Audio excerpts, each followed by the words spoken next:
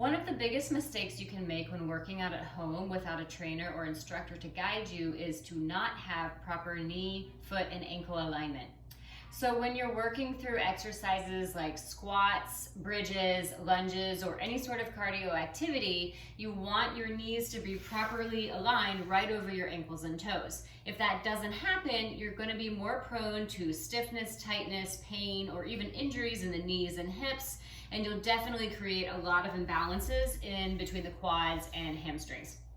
So I'm going to show you a quick exercise to work on your knee alignment. This will not only help you feel where your knees are in space, but it gradually builds the balance of the muscle in the hamstring group and in the quadricep group, so that when you stand up and put this into action, your knees will do a much better and safer job. So all you need is a hand towel. You just roll it up, create a little roll out of the hand towel, and then lie on your back. Place the towel between your knees and then place your feet on the ground. Make sure your toes are spread nice and wide.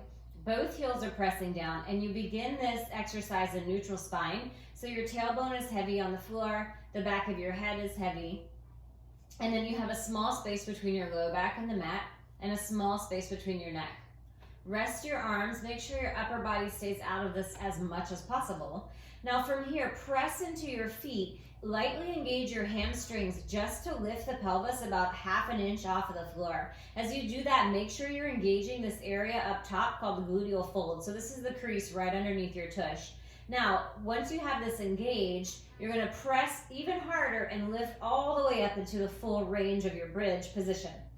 Once here, rather than popping the chest up, you're going to soften the chest and the rib cage and make sure you're really focusing on the lower body doing the work. So you're going to shift your pelvis forward and make sure your hamstrings are engaged. Now, if you want to, you can just hold this position, or to try to add a little bit, a tiny bit of quadricep engagement, just extend one leg at a time. Make sure that you don't shift your weight at all, and then lower it down and extend the other side. So no shifting and no lowering. You want to really fire up the hamstrings on the bottom of the leg that's standing, and fire up the quadriceps a little bit as you extend the opposite leg.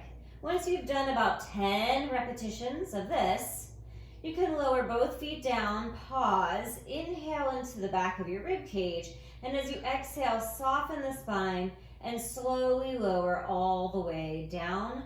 Release your tail back to neutral at the bottom.